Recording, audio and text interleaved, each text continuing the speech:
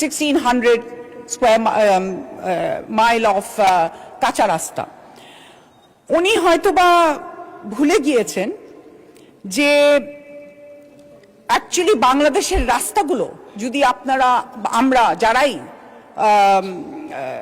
আমাদের রুট লেভেলে যাই, the rastas are a very, very bad situation.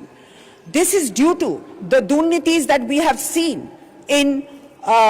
from the previous regime. They have literally looted the country.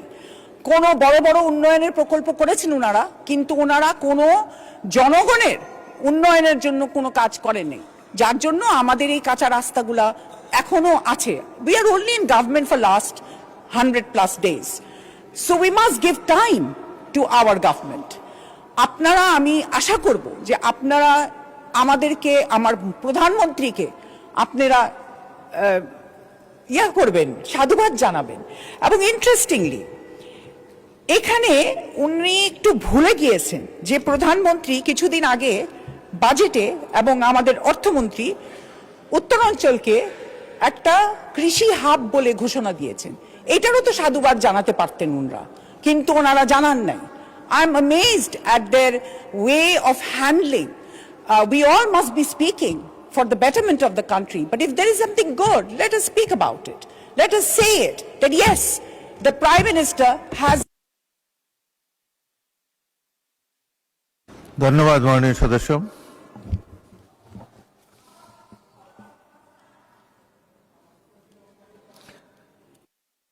এক মিনিটে আপনার বক্তব্য সমাপ্ত করেন। আপনাকে 8 মিনিট দেওয়া হয়েছে, অন্যদেরকে 6 মিনিট দেওয়া হয়। এই সময় আমি দেই না, সময় দেয় আপনাদের হুইপ। 1 মিনিটে কনক্লুড করেন প্লিজ। 1 মিনিটে বলা হবে না, আমার অনেক কিছু আছে। আচ্ছা, ওকে। Rangpur faces a lot of structural development. ওকে, আপনাকে 2 মিনিট দেওয়া হয়েছে। আপনাদের হুইপরা আপনাকে 2 মিনিট দিয়েছে, 2 মিনিটে শেষ faces করেন। lot of structural challenges, not just the roads. আমি মনে করি it's not just রংপুর, আমার আসন ঝালকাঠি 2, যেখানে আমি নির্বাচিত না, but I am from that area. We have seen bad situation in the roads and the শিক্ষা প্রতিষ্ঠান, স্বাস্থ্য ব্যবস্থা সবই।